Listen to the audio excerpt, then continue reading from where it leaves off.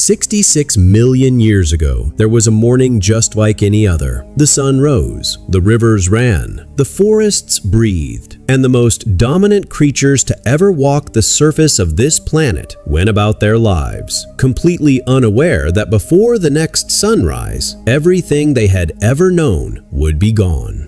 This is the last day of the dinosaurs. To understand what was lost, you first have to understand what existed. For 165 million years, dinosaurs had ruled this planet.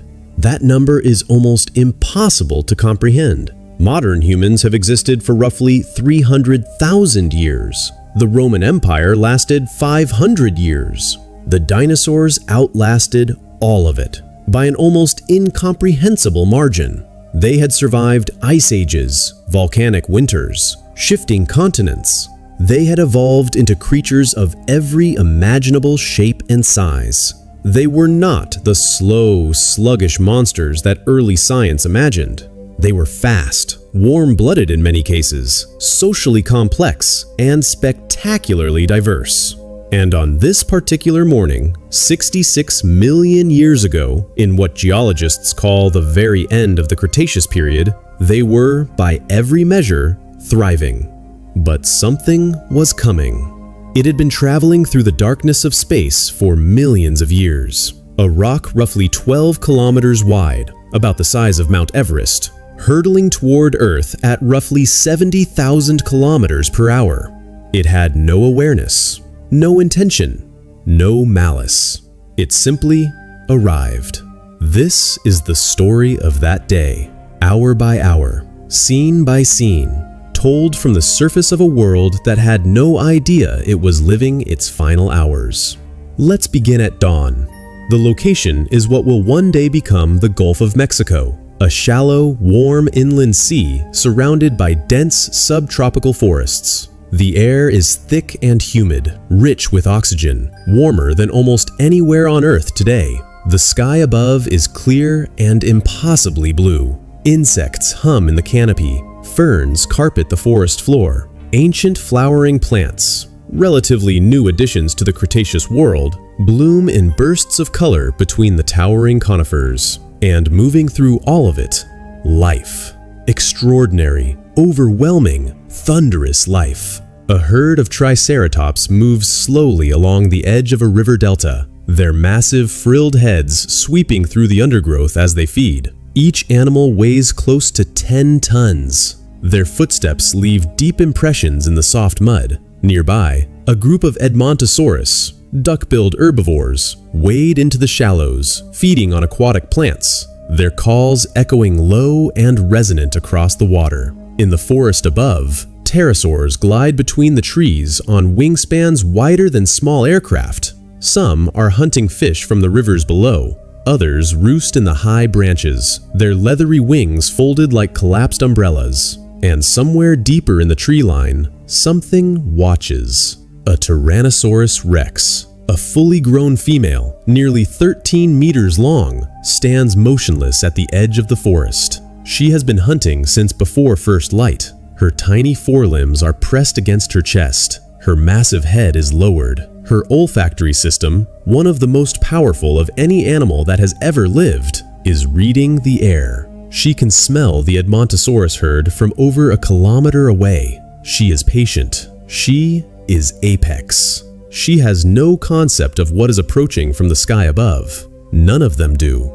As the morning sun climbs higher, the Cretaceous world reaches full, magnificent volume. Across North America, which at this point in history is divided in two by a vast inland sea called the Western Interior Seaway, ecosystems pulse with activity.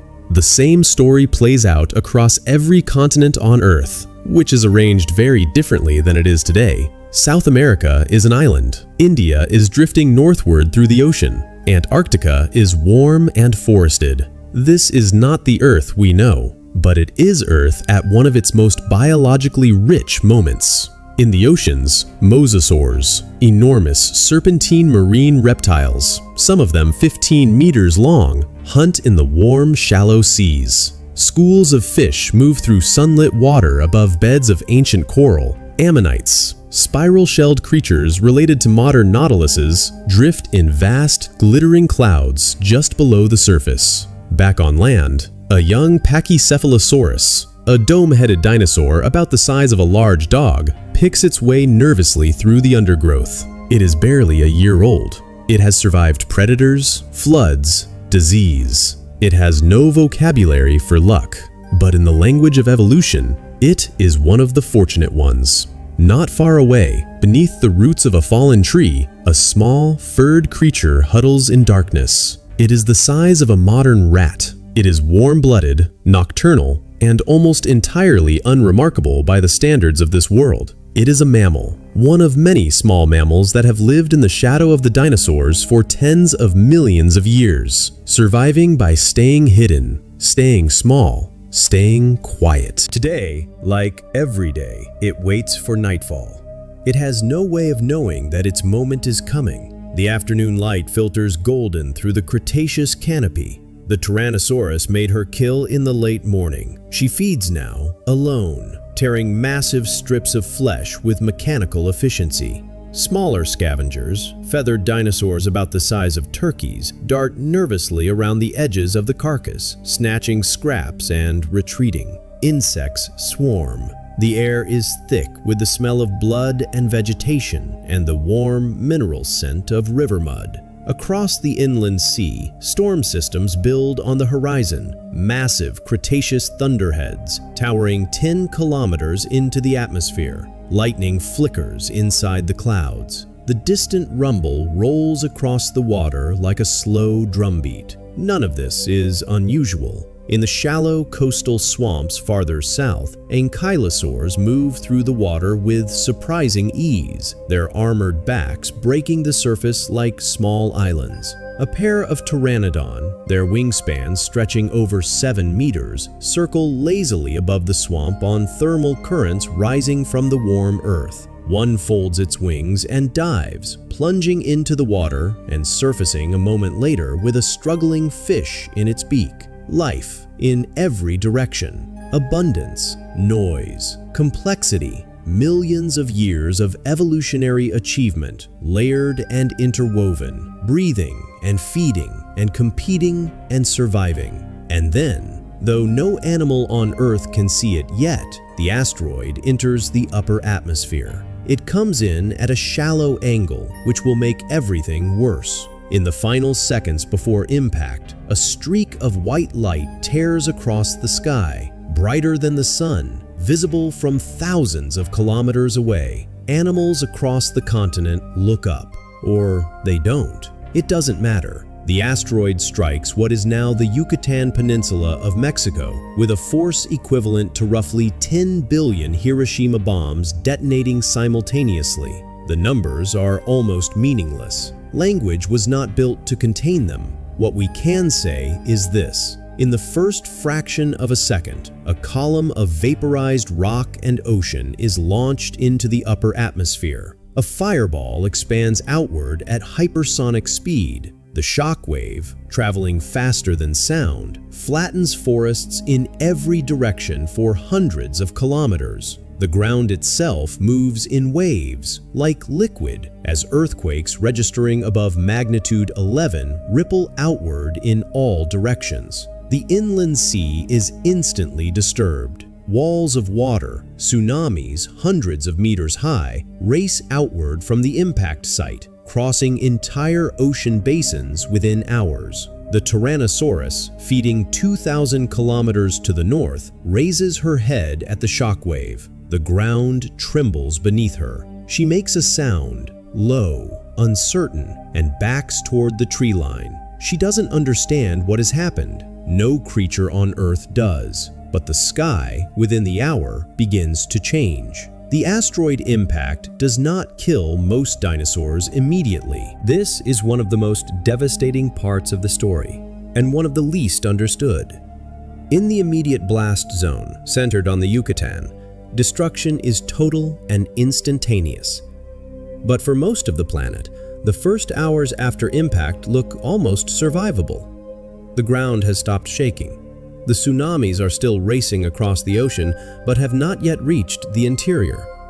The sky is strange, lit by an eerie reddish glow, but it is still a sky. Attention, this is an emergency alert. We are experiencing a catastrophic atmospheric event. It's getting closer. From horizon to horizon, the sky burned. We knew.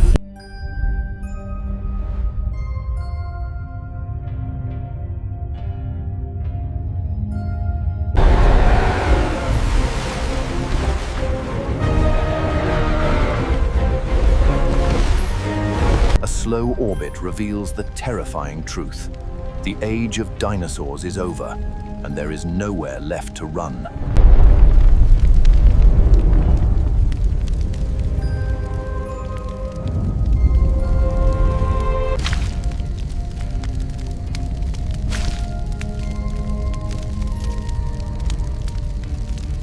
The world suspended in an artificial night. The absence of life replacing the abundance of dawn. The green faded to gray, the warmth turned to ice, and the silence began.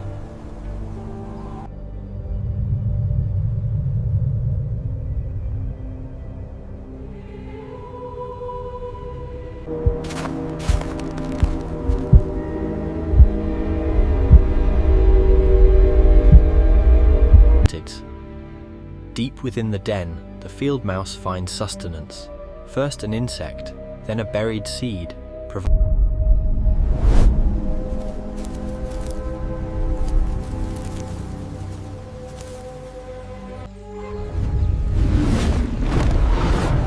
the ashes of the dinosaurs, life exploded.